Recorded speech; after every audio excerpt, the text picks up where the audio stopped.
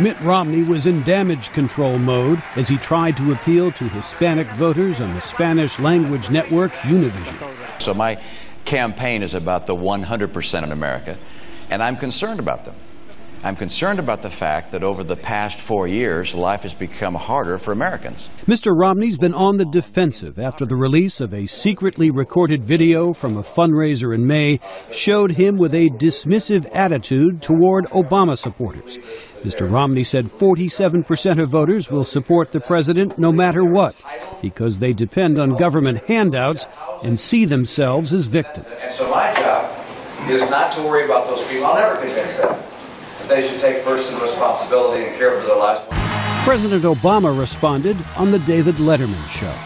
When I meet Republicans, as I'm traveling around the country, they are hardworking family people who care deeply about this country, and my expectation is that if you want to be president, you got to work for everybody, not just for some. Analysts say the Romney comments are damaging, at least in the short term.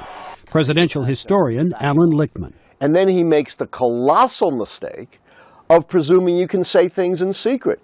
We know in this day and age everything is photographed and recorded, and you can't just write off half of the American people as dependents, people who don't pay taxes. The comments could also hurt because voters already find the president more likable than Mr. Romney, says Quinnipiac pollster Peter Brown.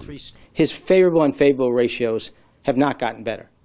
And voters say they think Mr. Obama much more understands their needs and their lives than Mr. Romney, and that's problems for the challenger.